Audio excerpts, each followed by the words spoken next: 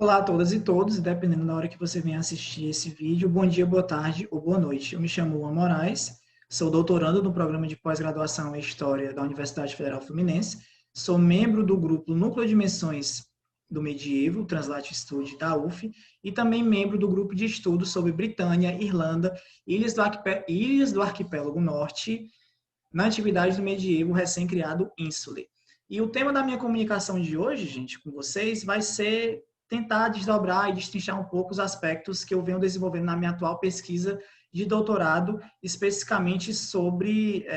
os poemas do ciclo tristaniano, ok? Então, sem mais delongas, vou aqui passar e compartilhar com vocês o PowerPoint para, enfim, tentar dinamizar um pouco a nossa fala de hoje, ok? Então, vamos lá. Então, gente, como vocês podem ver, o tema da minha comunicação de hoje, ela se chama Mapeando Contextos, Intersecções e Entrecruzamentos Literários Insulares e Continentais no Tristan de Berrou, ok? Então, seguindo adiante, primeiro eu quero apresentar para vocês o que seria o próprio poema, né, o próprio Tristan de Berrou, e o próprio contexto no qual ele foi fruto, no qual ele foi, digamos que, filho, que é o contexto ali chamado Renascimento do século XII, né, usando o termo do Georges Duby. Então, a gente vai ter no século XII o florescimento literário do vernacular francês muito forte, né, desenvolvido especificamente ali nas cortes aristocráticas do sul da França e que posteriormente, na segunda metade do século XII, foram transportadas para a região norte, muito devido, graças ao casamento entre Henrique II Plantageneta e Eleanor da Aquitânia, ok? Então, a própria Eleanor da Aquitânia já vinha, digamos que, de uma família cujo apreço pelas artes literárias era muito forte. O seu próprio avô, Guilherme IX da Aquitânia, ou Guilherme o Trovador, foi um dos maiores poetas que o Ocidente medieval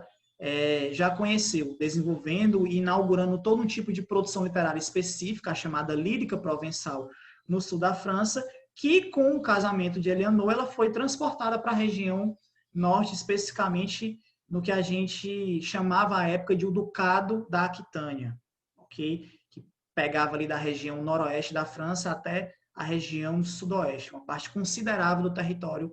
francês. Então, esse próprio desenvolvimento literário vernacular, patrocinado e influenciado pelas cortes aristocráticas do período, não somente a corte de Eleanor e de seu marido,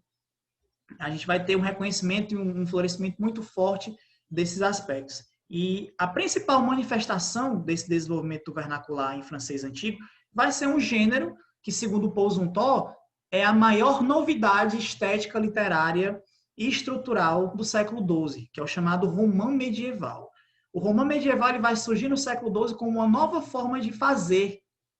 e de contar histórias, e narrar histórias. Então você tem no romance medieval um gênero que ele é ao mesmo tempo livre, ou seja, ele tem uma métrica específica, ele tem uma forma de narrar histórias específicas, mas também ao mesmo tempo ele vai se valer muito de tradições e de obras literárias, especificamente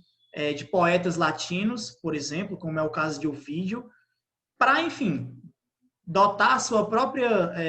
criação artística, criação literária, criação histórica de uma originalidade sem tamanho. Ou seja, mesmo que ele se baseie em obras passadas, ou digamos que faça menção a autores ou a contextos mais recuados, o romance ele busca uma originalidade dentro da sua própria estrutura. E concomitantemente com o despontar do romance medieval como principal gênero literário no período, a gente vai ter a formação do ciclo tristaniano, ou seja, aquelas histórias que fazem menção ou que narram os eventos, que narram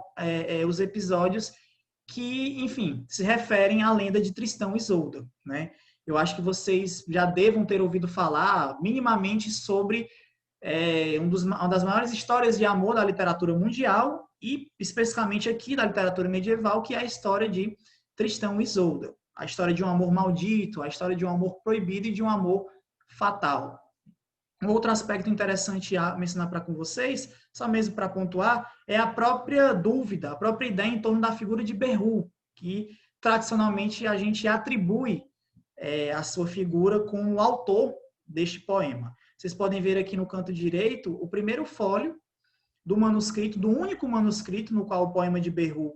ele chegou até nós hoje, um manuscrito datado da segunda metade do século XIII, que vocês podem ver que está bem, digamos que,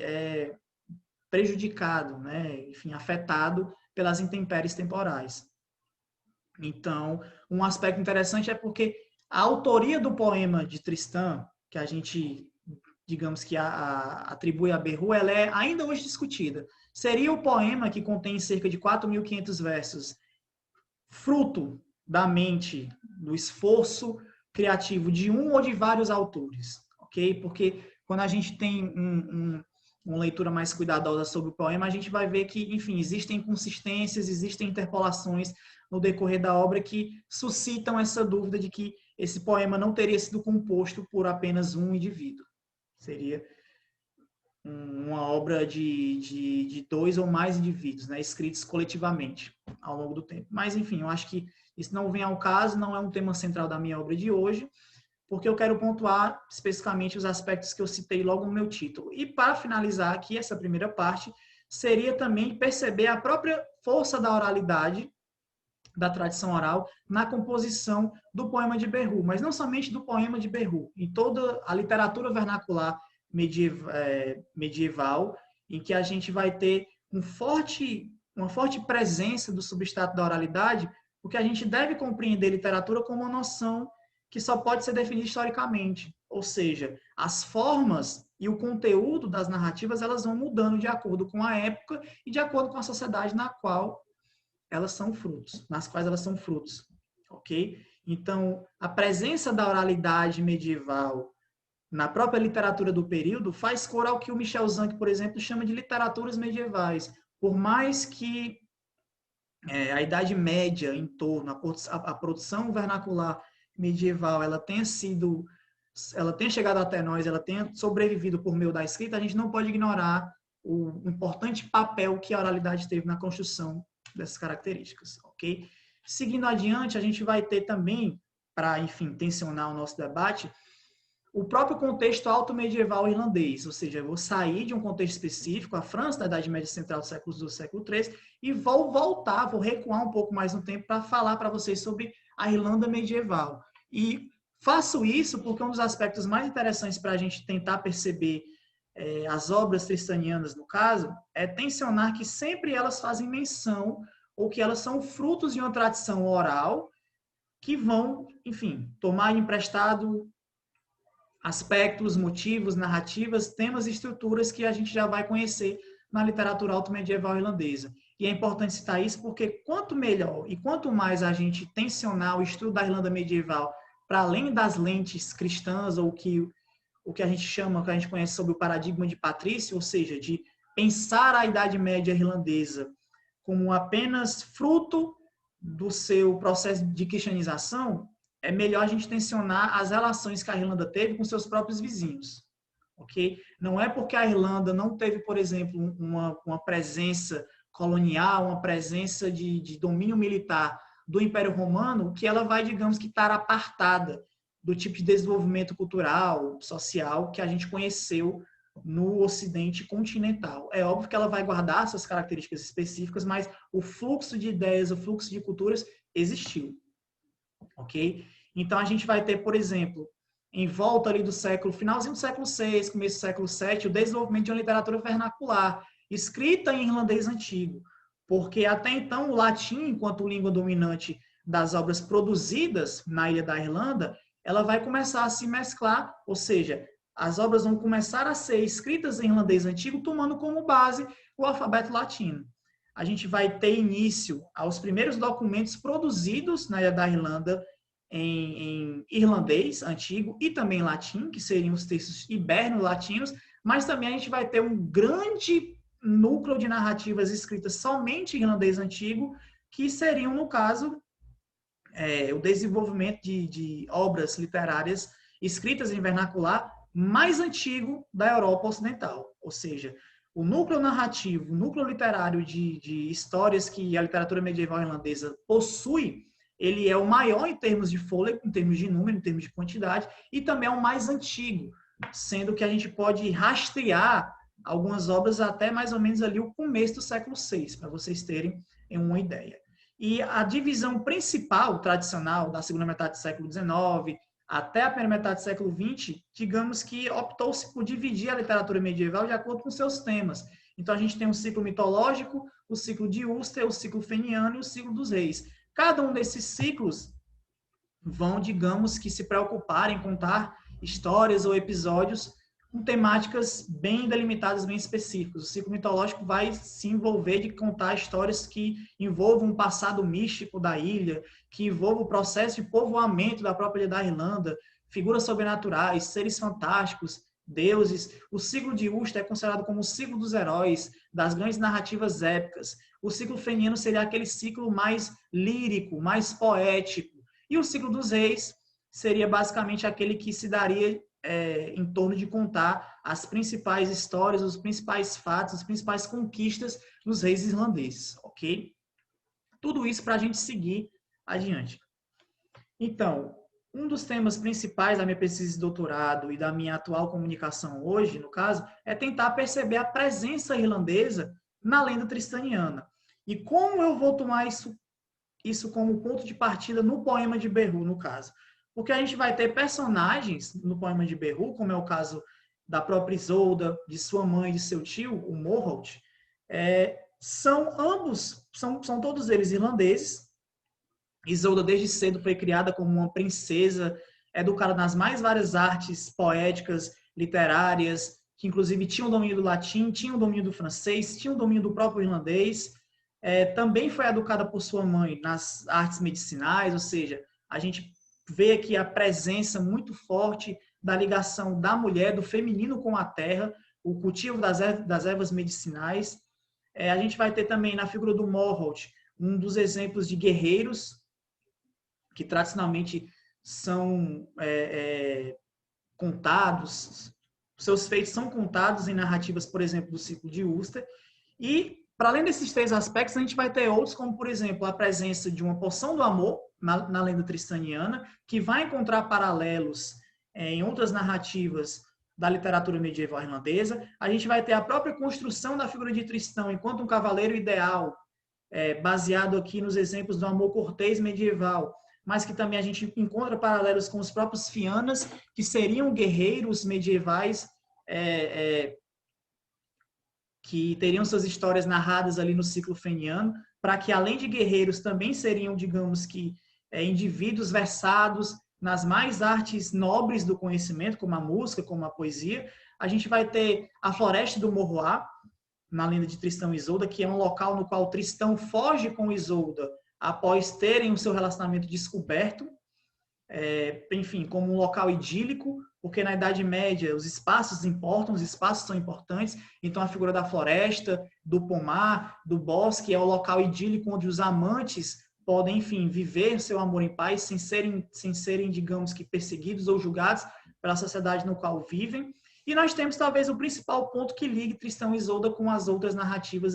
medievais irlandesas, que é a questão do amor fatal. Tema central na literatura medieval cortesã, da Idade Média Central, mas também que vai encontrar seus paralelos na própria literatura medieval irlandesa, especificamente nas histórias de Deirdre, de Nisha e de Grónia e do Diarmid, né, que são os três exemplos de amor fatal, de triângulos amorosos que, enfim, guardam semelhanças entre si. Né? A gente tem um tema central de uma jovem que é prometida a um senhor, geralmente um nobre ou um rei, um homem mais velho, mas que se enamora por um homem mais novo, né? Por um guerreiro,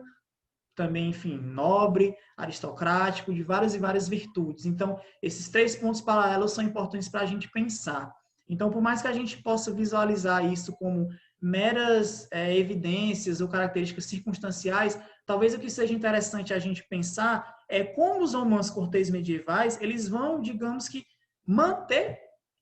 relações paralelas, como, por exemplo, as histórias de Deirdre, do Nisha, da Grónia e do Diarmid, em relação que são os gêneros literários irlandeses do cortejo, que são as Tocvark, e da fuga, que são as Eiteda. Okay? Porque guardar as devidas proporções obviamente, entre um romance cortês e esses dois gêneros irlandeses que eu falei, a gente pode, digamos que, mapear e perceber aspectos centrais no desenvolvimento de narrativas. E isso, se a gente pensando em termos de literatura, que ela é ao mesmo tempo devedora de aspectos de outras temporalidades, mas também original, seria um ponto de partida interessante.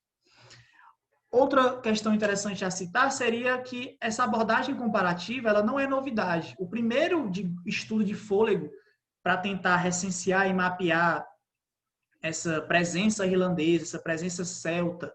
na lenda de Tristão e Isolda foi realizado em 1913 por uma historiadora teuto-americana, a Gertrude Shorpelli, que na obra dela, Tristão e Isolda, um estudo das fontes do romance, ela vai tentar, em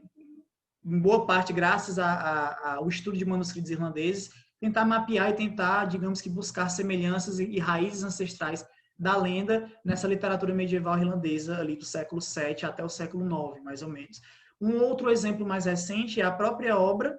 fruto da tese de doutorado da historiadora Shala Noserat, em que ela vai fazer um estudo comparativo entre o poema de Tristão e Isolda, né, os romances de Tristão e Isolda no século XII, século XIII, com uma outra história, com outra narrativa medieval indiana, que é a lenda de Uis e Ramin. E por último, a gente vai ter um livro, ao meu ver, de extremo fôlego, de extrema erudição, que é o French in Medieval Ireland e Ireland in Medieval French, do Keith Busby, em que ele vai fazer um estudo comparativo sobre como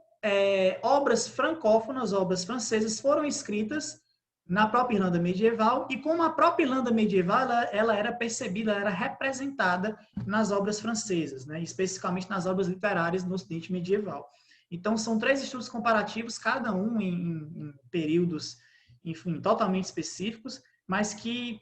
buscam esse tensionamento dessas questões.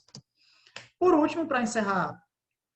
a minha comunicação de hoje com vocês, eu vou colocar aqui algumas possibilidades de uma história comparada problema. A gente tem aqui uma frase do próprio Ginsburg de que nós devemos compreender que